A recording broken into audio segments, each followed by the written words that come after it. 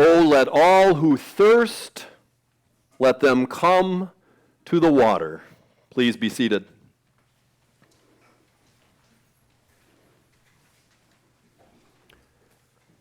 So we come to church on Sunday, hopefully to hear the voice of Jesus, and today you really heard it, didn't you? You heard the voice of Jesus. Spiritual writer Anthony DeMello tells the story of a group of children talking about what church they attend. One says, I'm a Lutheran. Another says, I'm Catholic. A third reports, I'm an Episcopalian. Finally, it's little Sally's turn, and she just can't seem to remember. Are you a Presbyterian? A little boy asks. No, Sally replies. Not that. We belong to a different abomination. A different abomination. I don't know, I just love that little story. In today's gospel, Jesus meets someone from a different tribe, a different denomination, if you will. That's the connection with the stories. Weak as it might be. Jesus meets a Samaritan woman. Tribal and religious law dictated that Jews and Samaritans were to have nothing to do with each other. For a Jew to drink from the same cup as a Samaritan made the Jewish person unclean, because Samaritans were considered to be less than fully human. There were also strict social prohibitions against men and women who were not related speaking to each other. That set the stage for today's surprising, even scandalous encounter between Jesus and the Samaritan woman. It's interesting that it's the longest conversation that Jesus has in any of the Gospels. Jesus is alone and tired. He's thirsty. He's sitting next to Jacob's well without any means to get the water. It's noon, make note of that. And a Samaritan woman shows up with an empty water jar. An empty water jar at noon. Women did not draw and carry water at noon. That was the heat of the day. So it's much more grueling to do that work. Women carried water at dawn when it was cool. They went as a group for safety and so they could socialize. Alone at noon, we can assume the Samaritan woman was an outcast. Outcast as a woman, outcast as a Samaritan, and even an outcast among her own. 3 times outcast. And there's this Jewish rabbi, Jesus, sitting by the well, exhausted, and he speaks to her. He wasn't supposed to do that. John, the gospel writer, even notes that Jews do not share things in common with Samaritans. There were clear dividing walls that needed to be observed, clear boundaries between them and us.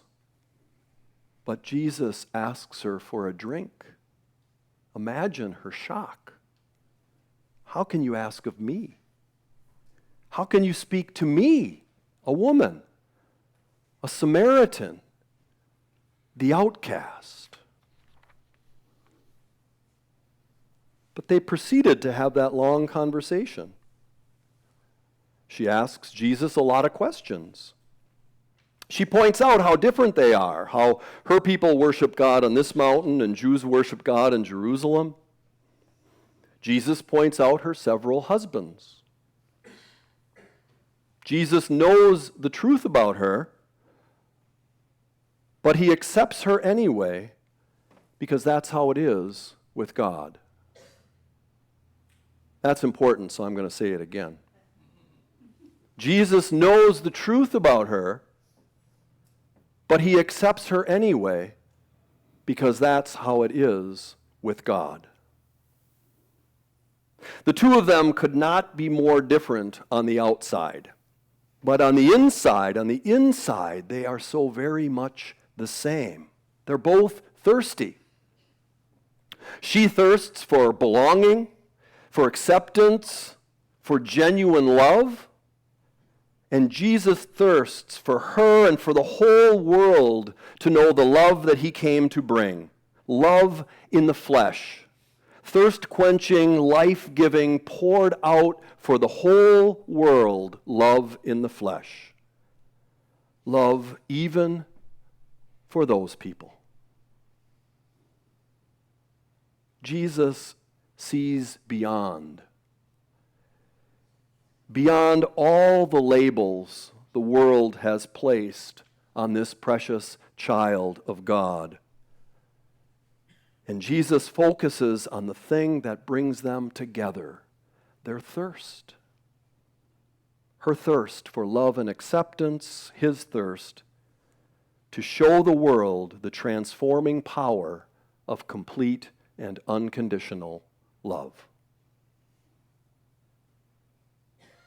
J. Cormier puts it very succinctly and clearly when he says, "To be a disciple of Jesus requires us to dismantle the obstacles and tear down the barriers that divide us from others, to move beyond the differences among us, to embrace the dignity we all share as human beings created in the image and likeness of God."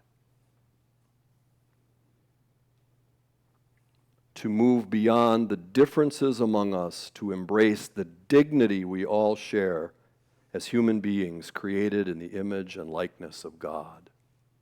Yep. It's no accident that our baptismal covenant asks us, will you strive for justice and peace among all people and respect the dignity of every human being, every one, yes, even her. Our calling is to see others as God sees them. And today's gospel is an inspiring example of this happening in Jesus.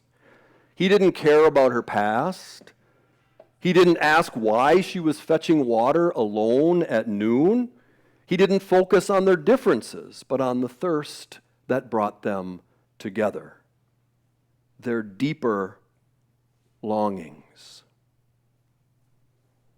And we too can come to him with our deepest longings, our deepest needs, hopes, fears, dreams, disappointments, and regrets. And we know that he's waiting to fill us, to satisfy our thirst with the living water of God's life and love. You might know that Archbishop Desmond Tutu and the Dalai Lama had a very special and close friendship. They collaborated on the Book of Joy and several other projects. One time, speaking about their spiritual friendship, Archbishop Tutu said, "I don't know that you wake up in the morning and say, 'I'm going to become a friend to the Dalai Lama.' It just happens. Scientists will come afterwards and analyze it. But I don't think that he woke up either and said, 'I think I'm going to be friends with that long-nosed black man from Africa.' I think it was a communication of the heart.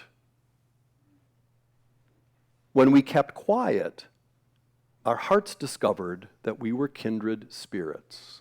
Isn't that nice? A communication of the heart. Kindred spirits. Desmond Tutu and the Dalai Lama, Jesus and a Samaritan woman. I love the thought that Jesus' heart, filled to overflowing with love, encountered a wounded heart, a broken heart, and that they came together to satisfy the thirsts that brought them to the well that day.